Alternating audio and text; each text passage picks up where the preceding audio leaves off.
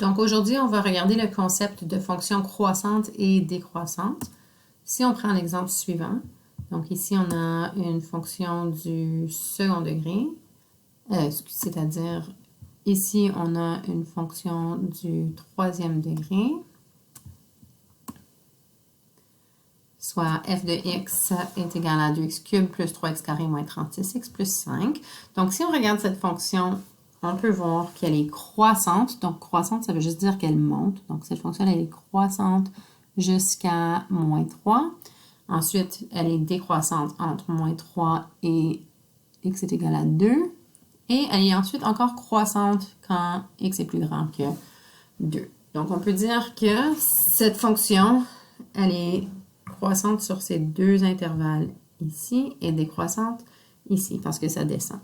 Donc, comment est-ce qu'on pourrait regarder cette fonction ici sans regarder son graphique et déterminer les intervalles de croissance et de décroissance? Donc, ça se ferait en regardant la dérivée. Donc, si on trace ici la dérivée de cette fonction-là,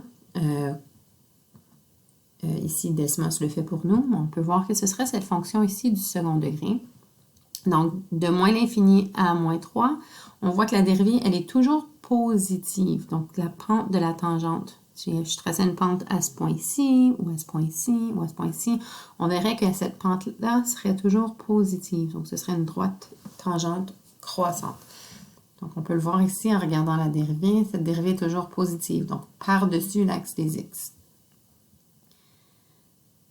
Même concept ici, quand la fonction originale, donc ma fonction rouge, elle est décroissante, on peut voir que sa dérivée, donc de ce point-ci, de x est égal à moins 3 à x est égal à 2, la dérivée, elle est négative, elle est en dessous de l'axe des x.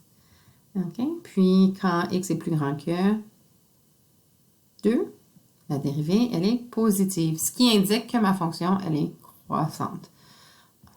Donc, pour conclure, en regardant la fonction dérivée, on peut déterminer si la fonction originale est croissante, décroissante, dépendant de si ma fonction dérivée elle est positive ou négative.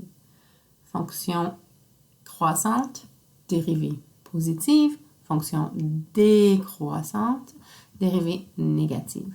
Donc, on va voir dans la prochaine vidéo un exemple pour... on va faire en fait exactement le même exemple sans l'aide de la calculatrice graphique.